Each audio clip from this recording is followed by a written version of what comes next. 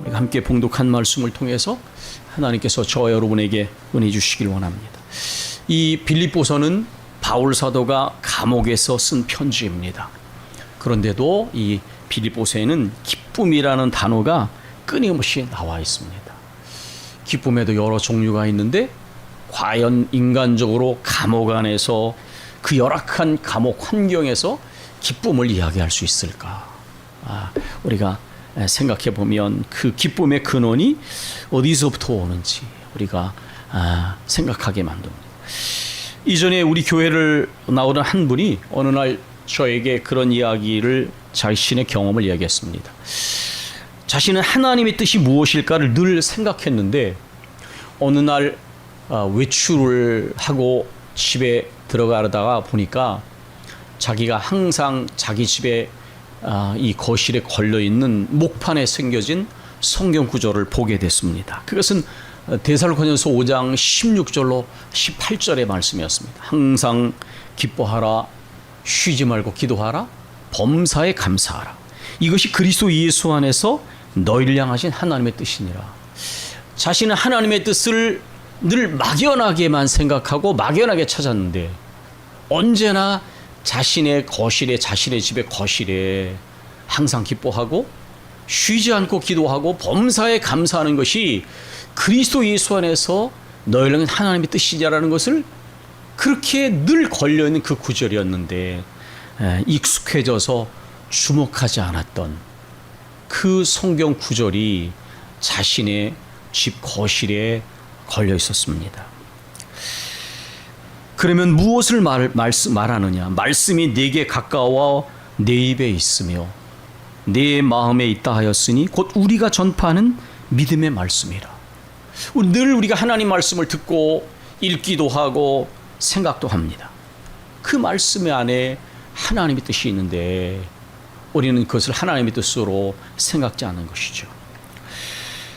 물론 이분의 경우에 그 하나님께서 주신 성령의 깨달음을 순종하지 못한 것, 그런 건 유감스러운 일입니다. 우리가 하나님의 말씀을 머리에서 깨닫는 그 깨달음의 수준에서 만족해서는 안 됩니다.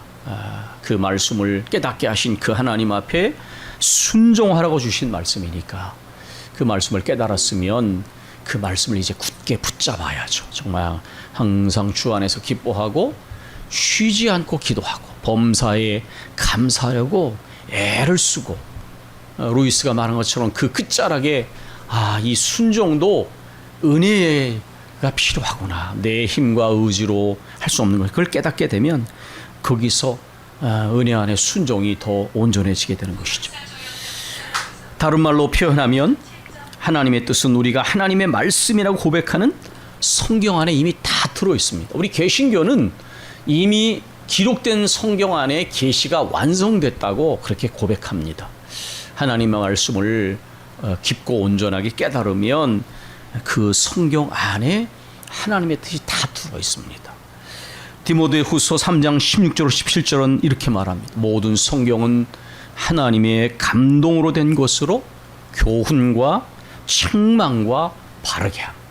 마땅히 가야 할 그러한 교훈, 그 길에서 벗어났을 때 그것을 책망함, 그리고 제자리로 돌아오게 하는 바르게 함과 의로 교육하기에 유익하니 이는 하나님의 사람으로 온전하게 하며 모든 선한 일을 행할 능력을 갖추게 하라 함이라. 저는 신학자로서 늘 그렇게 고백합니다. 세상의 모든 이론과 모든 사람의 생각은 파편적이고 편파적입니다. 파편은 조각입니다. 그건 진리의 조각이죠. 그래서 세상 이론에도 분명히 진리성이 있습니다. 세상 종교에도 진리가 있어요. 그러나 그 진리는 파편적입니다. 또 편파성, 편파라는 것은 한쪽으로 기울었다 그런 말이죠. 치우쳐 있는 것입니다. 진리의 조각을 이야기하고 있지만 이야기하지 않거나 어떤 부분적인 사실을 지나치게 강조함으로 생겨나는 그런 치우침이 세상의 이론들과 이데올로기 속에는 참 많이 들어있습니다. 그러나 하나님의 말씀을 우리가 제대로 이해하면 하나님 말씀은 온전한 진리요 완전한 진리요 시면의 진리다. 또 그렇게 말씀을 그렇게 받아들이고 그렇게 순종하려고 노력을 해야 됩니다. 그러기에 우리가 하나님의 말씀이라고 고백하는 성경을 제쳐두고 하나님의 뜻을 다른 데서 찾는다면 반드시 문제가 생깁니다. 무슨 예언 기도를 받거나 무슨 신비 체험을 하거나 여기에서 하나님의 뜻을 찾으려고 하는 분은 100% 치우치게 된다는 것을 기억해야 돼요. 온전하신 말씀 안에서만 하나님의 뜻을 찾아야 합니다. 오늘 본문은 오늘 우리에게 이렇게 하나님의 뜻을 전해주십니다. 아무것도 염려하지 말고 너희의 모든 일에서 기도와 간구로 너희 구할 것을, 너희의 관심사를, 너희의 모든 일들을 감사함으로 하나님께 아뢰라. 그리하면 모든 지각에 뛰어난 하나님의 평강이 그리스도 예수 안에서 너희 마음과 생각을 지키시리라. 성경은 종종 대조다는 단어를 함께 씁니다. 여러분, 여기에 염려라는 단어와 대조다는 단어가 무엇이겠습니까? 그것은 바로 평강입니다. 마음의 평화가 염려를 하게 되고 근심 걱정을 하면 마음의 평화가 깨어지지요. 그런데 그리스도 예수 안에 주어지는 하나님의 평강이 우리 마음에 회복이 되면 염려와 근심 걱정이 물러가게 되죠. 그렇죠? 그래서 하나님에 대한 근본적인 신뢰 속에서 우리 마음의 평화가 회복되는 것입니다. 아무것도 염려하지 말라. 왜냐하면 하나님의 평강이 그리스도 예수 안에 우리 안에 찾아오게 될 때에 그 모든 것들을 하나님께 맡길 수 있기 때문이에요. 구약성경 예언서를 보면 하나님의 심판에 관한 경고들이 많이 나옵니다. 그 심판의 대상은 이스라엘 백성이며 또 이방 나라들입니다. 하나님이 택한 백성과 자녀를 심판하신다. 좀 이상하게 들리지만 우리가 조금 영적으로 경각심을 가져야 할 것은 하나님께서는 하나님의 택한 백성들의 죄와 불순종에 대해서 훨씬 더 민감하시다는 거예요. 성경을 읽어보면 하나님의 택한 백성과 자녀들을 향하여 경고하고 돌아오라, 이 말씀이 훨씬 더 많습니다. 우리가 인간적으로 보면 내가 사랑하는 자녀들의 모습에 더 관심이 많지 않겠어요? 그렇죠? 내 자녀가 어떻게 행동을 하고 어떤 삶을 살아가는 것을 부모는 더 관심을 갖죠. 우리 하나님께서도 비유하자면 하나님이 택한 백성과 자녀들, 하나님의 이름으로 일컬어지는 백성들과 자녀들의 모습에 대해 훨씬 더 관심이 많으시고, 그리고 그러기에 그들의 불순종이나 그들의 완악함을 더 민감하게 생각하시는 것입니다. 하나님께서 왜 이스라엘 백성들을 심판하신다고 말씀하십니까? 그냥 하나님께서 이스라엘 백성들을 아브라함을 통해 보여주신 것처럼 거룩한 섭리로 택하시고 부르셨습니다. 그리고 늘 은혜로 이끌어 주셨습니다. 은혜 안에 살며, 언제나 은혜 안에 살며 그 은혜를 증거하도록 사명을 주셨어요. 그런데 이 하나님이 택한 백성들이 이 거룩한 섭리를 저버리고 그 크고도 헤아릴 수 없이 주신 수많은 은혜들에 대하여 은혜를 망각하고 믿음의 기억력이 마비되는 것이죠. 배역하고 불순종했습니다. 그렇게 될 때에 온갖 불평과 원망, 우상, 숭배가 일어나는데 이것은 전혀 다른 영역처럼 보여지지만 다 한 영적인 흐름 속에서 이루어지는 거예요. 하나님의 은혜를 망각하고 잃어버리면 불평, 원망, 우상, 숭배, 불순종, 이게 다 한 세트로서 이루어지게 된다는 것입니다. 하나님께서는 뿐만 아니라 아수르와 애굽과 모압과 암몬과 블레셋을 심판하십니다.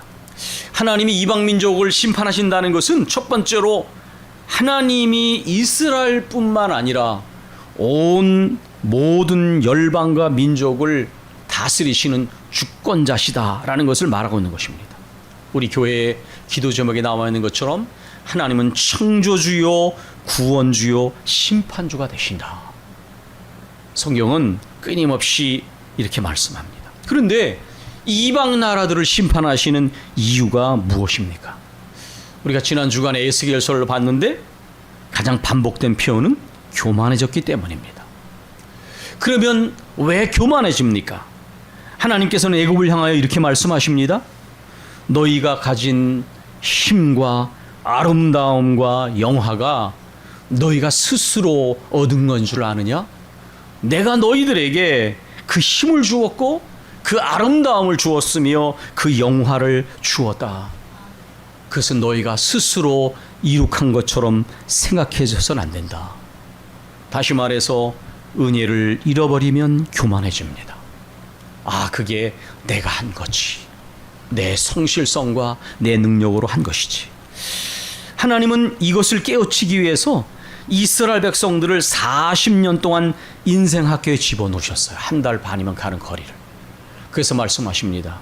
사람이 떡으로만 사는 것이 아니라 하나님의 입으로 나오는 모든 말씀으로 사는 줄을 알게 하려고. 너희가 너희 힘과 능력으로 약속의 땅에 들어가서 그걸 얻은 줄 생각할까 내가 염려하노라. 모든 것이 은혜인 줄 알도록 하나님이 그들을 인생 학교에, 광야 학교에서 훈련시키셨습니다. 이방 나라들과 이스라엘을 심판하실 때 그 공통 분모가 무엇입니까? 은혜입니다. 은혜를 망각하고 은혜를 저버리고 은혜인 줄 알지 못하는 무지함과 교만함 때문에 하나님은 이스라엘을 심판하시고 열방을 심판하신다고 말씀하십니다.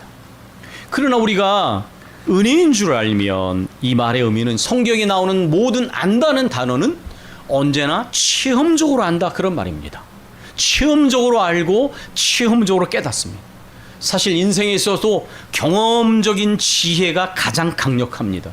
여러분이 가지고 있는 인생의 모든 주관들, 확신들은 사실은 여러분의 삶에서 가지고 있는 체험에서 우러나오는 깨달음이에요. 신앙생활에 있어서도 은혜인 줄 안다는 것은 머리로 아는 것을 말하는 게 아니에요. 삶의 모든 내 존재만큼, 내 인생의 시간의 길이만큼, 아, 이 모든 것이 다 은혜였구나, 이것을 체험적으로 알고 깨달으면, 그러면 그 다음에는 아까와는 다르게 전혀 다른 영적인 흐름이 마음속에 전개됩니다. 신앙의 근본적인 5가지 자세 중에 첫 번째와 두 번째는 여러분께서 이제는 아시는 것처럼 근본적인 겸손과 감사입니다. 어디서부터 근본적인 겸손과 감사가 자리를 잡습니까? 지금까지의 모든 것이 다 은혜였습니다. 내가 성실할 수 있는 것도, 내가 일할 수 있고, 내가 인생의 계획을 세우는 것도 하나님이 근본적으로 창조 하나님이 내게 생명과 건강과 호흡을 주시고 내 삶의 터전을 붙잡아 주셨기에, 또 내 속에 그러한 지혜를 주시고 힘을 주셨기에 그러므로 할 수 있는 것입니다. 모든 것이 은혜이다, 이것을 고백하는 것이 근본적 겸손과 감사입니다. 때로는 이 단어를 저는 연단된 겸손과 감사라고 표현했습니다. 훈련되어진 겸손과 감사. 왜냐하면 한 번에 그런 겸손과 감사를 배울 수 없어요. 교만함이 깨지고 무지함이 깨어지면서 모든 것이 은혜라는 것을 체험적으로 알고 깨달을 때에 그러한 근본적 겸손과 감사가 자리를 잡게 되는 것이죠. 그래서 근본적 겸손과 감사, 연단된 겸손과 감사입니다.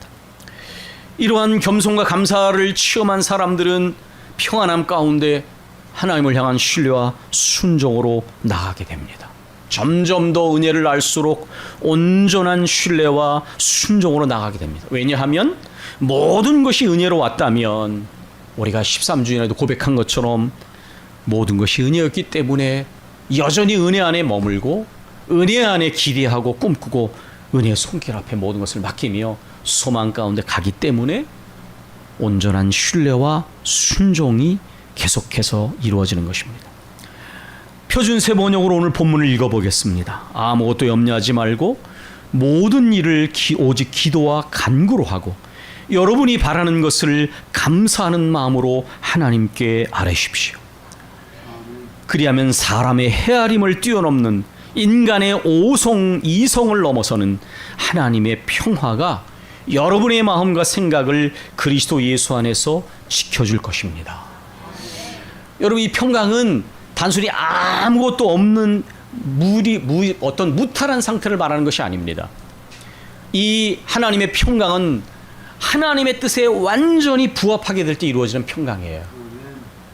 그렇기 때문에 우리는 고난과 역경에서도 평강을 이룰 수가 있습니다. 왜냐하면 하나님의 선하신 손길이 나를 붙잡고 있고 지금은 이해하지 못해도 하나님의 뭔가 깊은 뜻이 있으며 선하게 이끄실 것을 믿는 근본적 신뢰 가운데 얻어지는 평강이기 때문에 그 평강은 하나님의 뜻에 완전히 부합하게 될 때 나타나는 평강입니다. 어린아이가 우리처럼 근심과 걱정을 갖지 않죠. 어린아이는 엄마의 품에 앉아서 젖을 먹고 난 다음에는 새근새근 잡니다. 왜냐하면 그 엄마의 품에 안겨 있을 때에 진정한 평화가 그 아이에게 있기 때문이죠. 때로는 어린아이가 우리에게 위대한 스승이기도 합니다. 염려할 만한 일을 만나도 하나님 아버지를 믿고 그 하나님의 선하심을 믿으면서 오늘도 평안히 잠을 들 수 있는 것. 바로 어린아이의 모습 속에서 부모된 우리들이 발견하는 평화와 참 닮아 있습니다. 아무것도 염려하지 말고 모든 일에 기도와 간구로 너희 구할 것을 감사함으로 하래라. 그러면 하나님의 평화가 너희들의 감정, 의지, 모든 생각을 지키실 것이다. 그렇게 본문은 말씀하고 있습니다. 은혜의 체험에서 오는 신뢰, 은혜를 간절히 사모하는 기도와 간구, 그리고 감사함이 세트처럼 들어있습니다. 어떻게 감옥 속에서 감사할 수 있습니까? 하나님의 손 안에 붙잡혀 있기 때문에, 그리스도 예수 안에 있기 때문에 기뻐하고 감사하는 것이죠. 우리가 문제만 주목하면 문제투성인 것처럼 보여집니다. 그러나 하나님을 향한 믿음을 회복하고 나면 아무리 깜깜한 상황에서도 여전히 감사해야 될 이유들이 많이 발견되어집니다. 어떻게 생각하면 그 문제보다 감사할 이유가 훨씬 더 많다는 것을 우리도 체험했습니다. 마음의 여유가 없고 마음이 좁아졌을 때에는 문제가 꽉 차 보이고 문제가 아주 커 보입니다. 그러나 하나님을 향한 은혜를 회복하고 그 은혜 속에서 근본적 신뢰를 회복하면 감사할 것이 훨씬 더 많이 있구나라는 것이 깨달아지기 시작하죠. 바울 자신도 이 편지를 감옥에서 쓰면서 이렇게 기도와 간구와 감사, 평화를 끊임없이 말하고 있습니다. 말씀드린 것처럼 영적인 흐름 속에서 이런 것들이 일어나는 것입니다. 염려하지 않는 것은 평화가 우리 마음을 지배하는 것입니다. 기도와 간구와 감사함이 한 세트가 되는 것은 바로 하나님의 그 끊을 수 없는 그 사랑과 그 은혜를 우리 마음에 굳건하게 신뢰할 때에 우리 마음에 찾아오는 것입니다. 우리가 하나님께 기도를 드리고 간구를 드릴 때에 이 단어 간구라는 것은 간절함입니다. 여러분, 우리는 이 단어의 느낌을 우리가 기억해야 합니다. 하나님께 기도 드릴 때에 우리의 기도는 언제나 간절함이 함께 가야 합니다. 중언반하는 기도나 형식적인 기도가 아니라 하나님을 향하여 기도드리고 간절히 구하는 기도의 모습을 우리가 점점 더 우리 안에 치워나가야 합니다. 뿐만 아니라 감사와 함께 기도를 드려야 합니다. 제가 오늘 말씀을 전하면서 기도와 간구와 감사라는 이 세 단어를 떠올렸는데, 그것은 기도하는 가운데 성령께서 저와 우리 교우들을 향하여 특별히 이 감사를 잃어버리지 말라고 말씀하시는 것을 느낍니다. 저도 개인적으로 가정적으로 해결할 일들도 있고 염려될 만한 일이 있는 것이 분명하고 여러분들도 마찬가지일 것입니다. 그런데 하나님께서는 그럼에도 불구하고 우리의 기도의 가운데 간절함과 함께 감사하며 구하라라고 말씀하십니다. 어느 날은 실제로 기도하다가 여러분에게도 그런 당부를 드렸어요. 우리가 보통 기도를 드리면 주님 이것을 해주십시오, 저것을 해주십시오, 이 문제를 해결해 주십시오, 그렇게 기도할 제목들이 참 많이 있죠. 그런데 때때로 어느 날은 그런 주십시오라는 기도를 좀 줄이거나 멈추어 보십시오. 그리고 하나님께서 이제까지 내게 주신 은혜를 한번 열거하며 기도해 보십시오. 그러면 우리가 받은 은혜가 얼마나 많은지, 예수께 받은 증거가 얼마나 많은지를 알게 될 것입니다. 그러면 그러한 감사의 흐름 속에서 오늘 내가 염려하고 불안해하고 두려워하는 이 일들 가운데 하나님을 향한 신뢰가 회복되는 걸 발견하게 될 거예요. 우리가 예수를 믿는 것은 찬송가처럼 가사처럼 이 주께 받은 증거가 많은 거예요. 예수 믿는 것은 받은 증거 많도다. 주님을 향한 근본적 신뢰를 가질 수 있는 이유가 충분한 것이죠. 그 근거가. 그렇기 때문에 우리가 하나님께 감사로 우리의 기도를 채우는 그 순간에 그 영적 흐름 속에서 우리 안에 주님을 향한 신뢰가 회복되어지고 또 우리의 마음에 평화가 찾아오는 것을, 그리고 오히려 깜깜한 삶의 순간에도 하나님을 향한 그 은혜를 향한, 또 여전히 은혜 주실 것을 향한 기대와 소망이 우리 속에 찾아오는 것을 우리가 발견하게 될 것입니다. 염려와 근심과 불안과 조급함은 평화가 깨어진 상태입니다. 그러나 차분하게 주께 우리가 기도와 간절함과 함께 감사를 드리면 하나님께서 이제까지처럼 우리를 선한 뜻 가운데 이끌어 주시리라. 그러한 신뢰와 또 평화가 우리의 마음을 채우게 될 것입니다. 하나님의 성령께서 저와 우리 모두를 향하여 기도와 간절한 간구와 함께 감사함으로 주님께 모든 것을 아뢰라고 말씀하십니다. 우리가 순종하게 되면 영적인 흐름의 충만함을 성령 안에서 경험하게 될 것입니다. 아무것도 염려하지 말고 너희 모든 일들을 기도와 간구로 간절히 아뢰라. 감사함으로 아뢰라. 그러면 모든 인간의 감정과 생각과 의지를 아시는 하나님께서 그리스도 예수 안에서 너희 마음과 생각을 평화로 채우시리라 말씀하셨습니다. 우리가 한번 날짜를 택하셔서 주님께 기도와 간구를 들 뿐만 아니라 감사를 더 많이 드려보시면 오늘의 말씀의 내용이 더 깊은 체험의 풍성함으로 다가오리라 믿습니다. 우리 기도하겠습니다.